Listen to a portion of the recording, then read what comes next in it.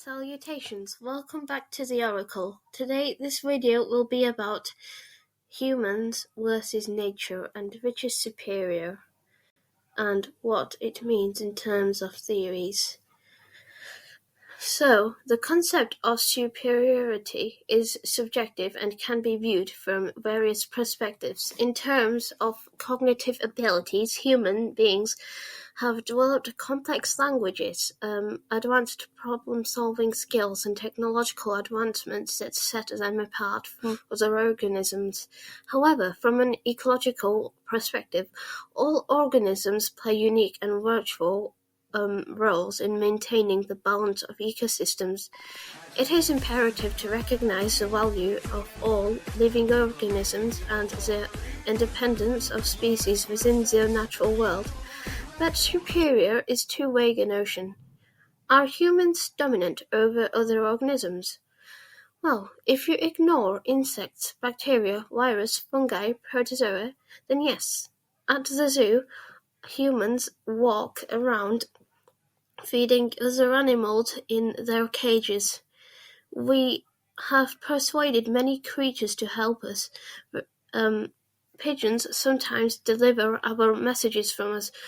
Cormorants aid us in catching fish. Camels and horses carry us around. Mules, donkeys, and even the mighty elephants do our heavy lifting for us. Doves, dogs, rabbits, tigers occasionally perform without pay in our entertainment efforts. Humans have changed much of the landscape of our planet, and some humans fear that humans may destroy the environment. This is a kind of superiority, or at least a superior kind of inferiority. And if we look at this, we know that the royals exist, and we exist, humans exist, animals exist. But why do they exist? How do they exist? We used to be animals according to evolution, but evolution could be another theory. Maybe evolution didn't happen.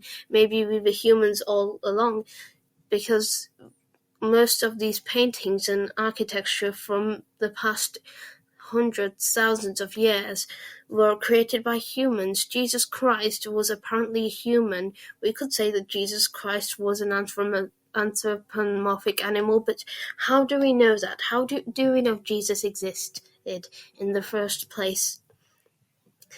In the hierarchy, we have there are lots of humans in the hierarchy. So, for example, on the bottom there would be peasants and street cleaners, and on the top there would be royals and those who are rich. Humans depend on money to survive. Animals, however, depend on other animals to survive. And birds and herbivores depend on nature to survive.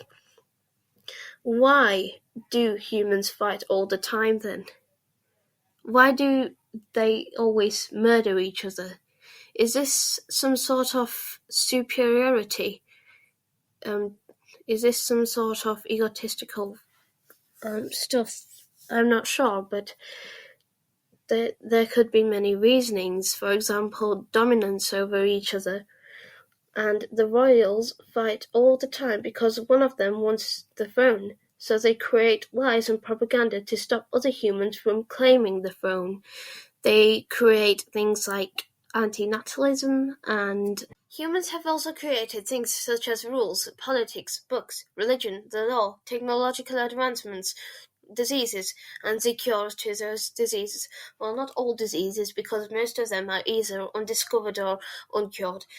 Damage to genetic material, cells, and tissues that accumulate with age and cannot be repaired by the body is the cause of the loss of function. And it is a theory that oxidative damage is one of the major reasons why our metabolisms are the cause of aging. And according to this theory, aging is a byproduct of normal metabolism with no mutations required, and about 2 to 3% of the oxygen atoms taken up by the mitochondria are reduced insufficiently due to reactive oxygen species. that causes aging in humans, and humans die while nature survives. Because what do humans depend on? Humans depend on nature. Why? How do they depend on nature? Because all the food that humans eat is made from plants. Everything is made from plants, even animals. How are animals made from plants, you ask? Um, Animals are made from plants because they eat those plants. Doesn't mean they're made of plants, but they need those plants to survive. And humans then eat the plants, like cows and horses and sheep and lamb and donkeys, etc. Sorry, I didn't mean that animals are plants. Animals are animals that contain blood and organs, and organ systems and cells, etc., and bones too. And what I mean is that humans and animals need nature to survive. Otherwise, humans won't have any animals to eat, and animals will not have any plants to eat. And plants require photosynthesis, which is carbon dioxide and water in the presence of sunlight, which gives glucose and oxygen to humans. And that is very important because without the sun, there is no life. And without life, Earth won't be the same as it is now. And humans did make underground bunkers in case with food storages, but those food storages are very special and should only be used during emergencies. Now, if you think about it, nature is important because humans need nature to survive, and animals also do need nature to survive. Nature creates our food. Nature helps us age. Nature kills us. Nature gives us diseases. And we humans spray pesticides and herbicides on nature and eat it. Humans can become the inferior of species if they learned to fly, if they learned to become nocturnal, if they learned to further advance their abilities, which may happen in the future due to the battle between artificial intelligence and humanity. But in the 1960s, some people were interviewed on their opinions about what the future would look like. What would 2020 look like? They replied that flying cars would exist in 2020. Oh, there are no flying cars in 2020. Nowadays we just have a battle between petrol and diesel versus electric cars, which is a turning point for humanity due to electric cars being quite shit. Look at my works, unite in despair. This was a quote by Ozymandias, who used to be a king in ancient Egypt, and he always said that he was king of kings and that he could outrule everyone, but nature beat him. And how did nature beat him? He died! And humans do kill humans.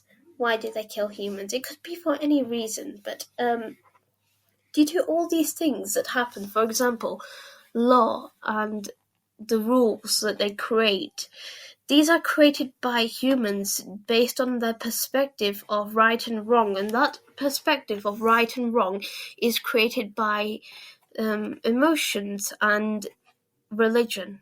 Religion creates politics, and there is no such thing as right and wrong in reality. It's just a placebo effect hysteria thing. It's kind of stupid that humans depend on right and wrong, but there's humanity for you, and that's the nature of humanity. Now, thank you for watching. Please like and subscribe.